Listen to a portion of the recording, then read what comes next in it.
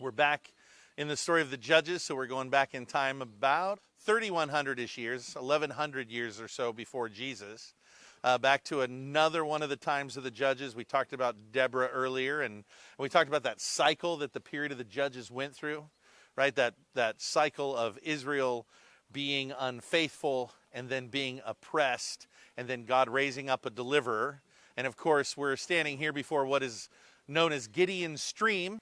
You guys are all probably familiar with this story, so it's not like I really need to introduce a new thing to you, but I do want to highlight just a few things. So first, the context of Gideon and his story is exactly the context of Deborah's. Children of Israel are being oppressed by actually kind of an amalgam of different countries that are surrounding the land, but the most famous bunch, the bunch that you guys are most familiar with, and so nice that they're called this, the Midianites, because Midian and Gideon, right? I always thought that was kind of a nice little rhyming kind of thing to help us remember the story. These groups, by the way, when we talk about oppression, I mean, we often don't have a very clear picture of what that means. Book of Judges chapter 6 kind of lays it out for us, that what's happening is the Midianites and the Amalekites and some of these other surrounding Canaanite tribes as well are raiding the lands of the Jews. So, you know, you have these agrarian farming cultures, and they're trying to grow crops, but when the crops grow, in come these marauders who steal all their stuff, and they don't leave any food for the Israelites. And so the Israelites aren't able to eat the food from their own land. And so what we do at the start of the story of Gideon is we find Gideon in a secret alcove where, like in the wine press, actually not alcove, but in his wine press, he's threshing out his grain. He wants to do it there because he doesn't want anybody to see him doing it, because he doesn't want people to come and take his crop. That's essentially the situation. And what he finds is an angel of the Lord appears to him. So we're starting here in verse 11. Now the angel of the Lord came and sat under the terebinth tree, which was in Ophrah, which belongs to Joash the Abiezrite, while his son Gideon threshed wheat in the winepress in order to hide it from the Midianites. So he's hiding the work. And the angel of the Lord appeared to him and said to him, "The Lord is with you, mighty man of valor." Now, that phrase is key to the story of Gideon, mighty man of valor. Because over and over again in this story, you're going to see somebody behaving in a way that seems very odd for a person who's a mighty man of valor. I want you to note his response, because notice what the angel of the Lord said. "The Lord is with you, O mighty man of valor." Gideon's response, Gideon said to him, verse 13, "O my Lord, if the Lord is with us, why then has all this happened to us?" So first of all, I want you to stop and consider. And remember that the Bible is comprised of stories of real people who experience real life. How often have you heard something like this? The Lord is with us? If the Lord is with us, then why has this stuff happened to us? If the Lord was with us, this bad stuff wouldn't have happened. And then notice where he goes from here. "And where are all his miracles, which our fathers told us about, saying, 'Did not the Lord bring us up out of Egypt? And now the Lord has forsaken us and delivered us into the hands of the Midianites.'" Have you ever heard that? Have you ever heard somebody say, "Oh, there are all these miracles in the Bible, but they don't happen now"? No, in the Bible didn't all happen like in a week. It happened over thousands of years. It's not like back then they did Bible or miracles all the time. They didn't ever have miracles, and then sometimes there were miracles. Some very rare times. So he's criticizing the same way people will criticize today. He's like, where are all the miracles? We're being oppressed. We're being harshly treated. If there's a God, he wouldn't let this happen to us, and he'd be performing miracles. There is no such thing. Therefore, God is not actually with us. So this mighty man of valor who, of course, the kind of the implication, a man of faith, is a man without much faith, right? Now, what's going to happen is this angel is going to kind of lay out for him what the Lord's plans are. And one of the first things he tells him to do is he says, "Hey, Gideon, your dad has an idol." So again, idols. Remember I said there's this theme that keeps popping up. Even last night when we were on the Sea of Galilee, talking about Peter and going back to fishing, it's still circulated around this idea of an idol, like something that consumes and takes your life and leaving it and getting rid of it. Here's Gideon, the son of Joash, and he's got an idol in his yard. There's the local town statue to Baal. So his dad, his family worships Baal. And the Lord says, before we do anything, you got to get rid of that thing. You need to pull down that idol, you need to smash it up, and then you need to take the wooden image which is next to it, you need to break that up into a bunch of wood, and you need to turn it into an altar and burn that wood and burn a sacrifice to the Lord on it. So Gideon's like, okay, we got an angel of the Lord. I'm going to go ahead and do that. So he does it. And, sets it up, I should say. He breaks down the idol. He takes the wood. He puts it up into kind of like a pyre. And then he takes a bull and he puts it on there. And he goes, actually, angel of the Lord, I need proof. If you really are who you say you are, then I need you to do a miracle. And I want you to make God just consume this bull with fire. Does that sound familiar? Right? It's the same thing that Elijah's going to ultimately do. But this isn't for a show. It's not for a spectacle. But it is a competition. It's a competition between Yahweh and Baal. Once again, who's the God? Is it Baal or is it Yahweh? And so what happens is a fire pops up and it consumes that bull. And Gideon's like, okay, got it. Now I know you are who you say you are. And so this angel of, so there's that miracle the next day. All the people in town come in and they're mad and they say to Joash, they're like, your son took down our idol. He took down our idol and he destroyed it and we want him dead. You need to bring out Gideon. We're going to kill him. And Joash says, let Baal contend with himself or for himself. If Baal's a god, then he can actually fight for himself. So let Baal kill my son. Does this all sound familiar? It's all the story of Elijah. It's the same exact thing. Baal versus Yahweh. Baal versus Yahweh. Is Baal really a god? Then let him fight, because we know that fire consumed this bull out of heaven, or this bull from this altar. So let him fight for himself. And because of that, Gideon's going to receive a nickname, Jerubbaal, which means let Baal contend, let Baal fight for himself. So after this has all been set, the angel of the Lord then says to Gideon, he says, here's what you're going to do. You're going to set the people free from the hands of Midian. How are you going to do it? I want you to call them into you. And so what happens is messengers go out. People are called from the nearby regions to come and put together an army. The armies of the Midianites start to form as well.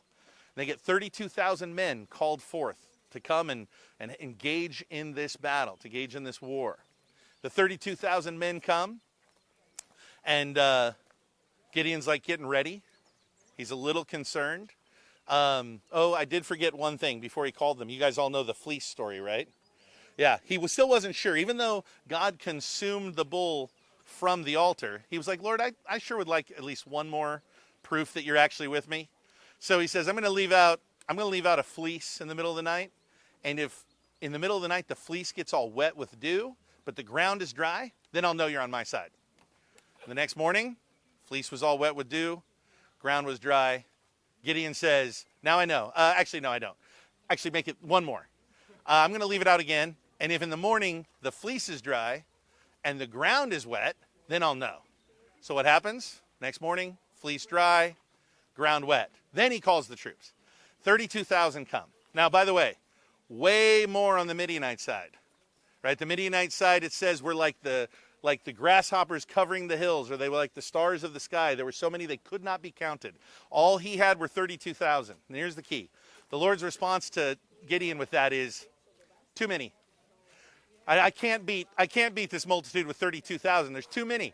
The 32,000 might start to kind of take credit for it and think that they had done something impressive, that they had brought the victory on.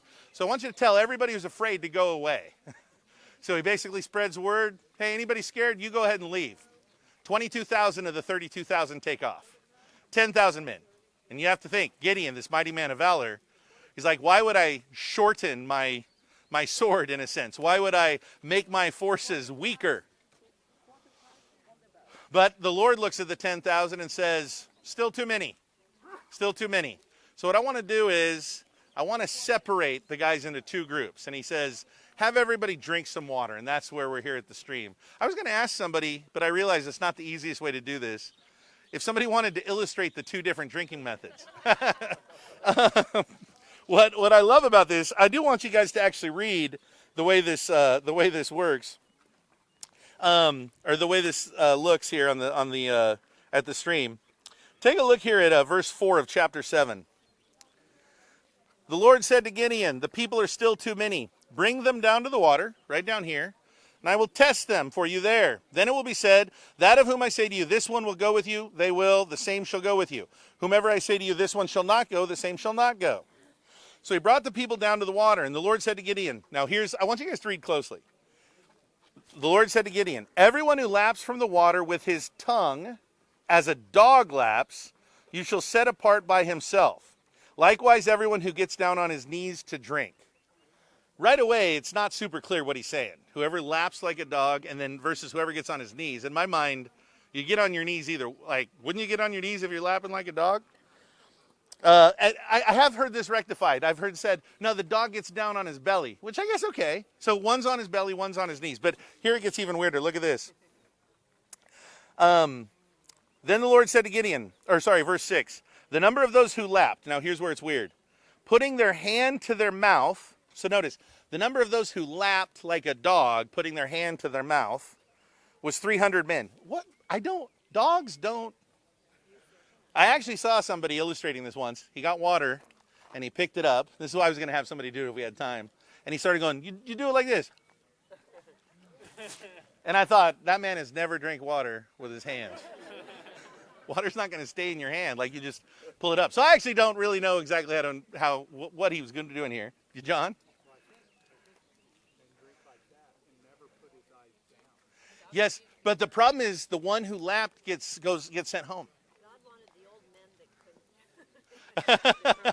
The ones that lapped got sent home. The best I could do is, yeah, I do think your principle's right. The ones that went on their bellies and put their heads down got sent home, and the ones who were on their knees keeping an eye out were the ones who stayed. I do think that. Just never quite got the hand to the mouth lapping like a dog thing. That's the only thing I'm not quite picturing. Suffice it to say, they get the 300 men. Now I want you to stop. How is Gideon addressed when the angel of the Lord first appears? Mighty man of valor. And then what happens? Gideon's like, I don't know if I trust that this is going to work. Consume a calf from the pyre. Fire consumes a calf from the pyre. They then want to kill him, and he's a little scared about that. But then his dad sticks up for him, says, let Baal contend. The people are like, okay, we're on your side. So he's okay. But then he's like, I still am not sure. Let me do the fleece thing. Still not sure. Let me do the fleece thing a second time. He's still not sure.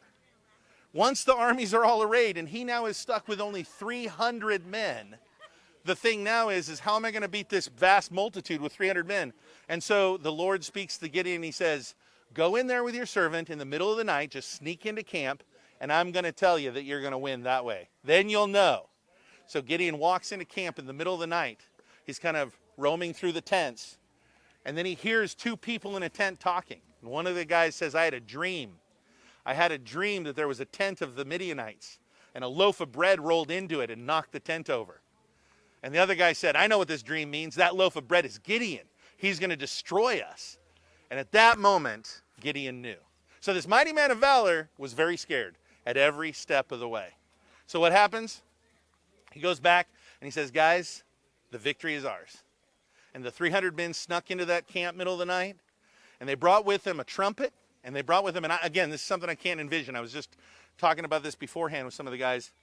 They had a torch, but the torch was being covered by a jar. So there must have been like some hole through it through which the smoke could kind of come out, but the flame was being hidden.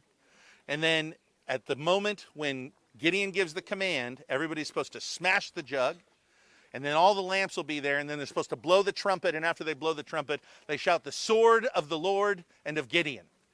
And that's what happened. And at that moment, all the multitudes within the camp they're out of their minds. They're discombobulated. They don't know what's going on. They see the fire all around. They hear the noise. They pull out their swords. They just start hacking away at everybody, and they just end up killing themselves. They end up defeating their own men. And then the few who survive run away, and Gideon's men chase them down, and thus the vast multitudes are destroyed by 300 men. Now, what's the point that I want to kind of draw from this story? Well, I hope the point is simple. I'll illustrate it this way. Years ago when I was in college, I'd come from Oregon, and I needed to pay out-of-state tuition, which, out of you guys know, out-of-state tuition is way more than, well, not, you all know, way more than in-state. And I didn't realize that they didn't just give you in-state tuition when you lived here. The BSU was pretty stingy. They were like, yeah, you know, we're not going to give it. I went to the financial aid office, and they told me in order to get in-state tuition, I would need to prove that I moved to Idaho to work and not go to college. And I remember telling the lady, I said, but I didn't. I moved to Idaho to go to college. She goes, shh, don't tell me that. She goes, if you tell me that, I have to refuse you. And I go, well, how do I prove I came here to work? She goes, you're going to have to work a full-time job for a year. And I go, but I'm going to college. She goes, that's the way it is. So I thought, okay, well, what I need to do is I need to work a full-time job for a year, but I didn't have a year to do it. I said, is there anything else I can do? She says, well, maybe if you work like 3 jobs full-time and you get up to a certain amount of money, you can trick us into thinking you've been here for a year working.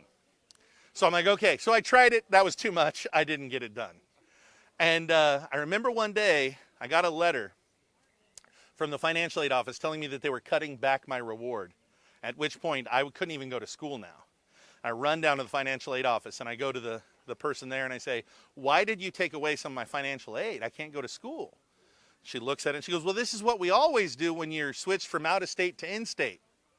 And I said, what do you mean? She goes, you're in-state status. I'm like, but I didn't apply. And she goes, you didn't apply? Oh, I said, well, I tried to and they turned me down. They told me flat out they couldn't. She goes, you didn't come back and reapply? I go, no. So I don't know. You're in-state. I had another friend who he literally came here, worked for a year, visited home for a month, and they revoked his in-state status. For visiting home for a month. They just gave it to me. I mention this because right after that, went to one of the elders of the church, Ethan Larson, and I told him that because I had been asking him to pray for me that I could get this status changed. And I'll never forget, he looks to me and he says, Tommy, he goes, the Lord always works, but he never works in the way that men work. He always works in a way that confounds men. He wasn't going to do it in the normal way. The normal way is you working 80 hours a week or whatever you need to work to get up that level. And it's just like Gideon. How do men work in wars? They need more men. They don't need less. So what does God do? He sends the men away. Why? Because the Lord wants you to know that the victory is his. The victory is not yours. If Gideon had 32,000 men, doesn't matter. He could have looked at it and said, man, I did pretty well with 32,000 men. If he had only 10,000 men, he could say, that's still 10,000 men. I did pretty well. But you know what you can't do? You can't win a war with 300 men against the vast multitudes. Can't. It's impossible. Which means, who won the battle? The Lord won the battle. Amen?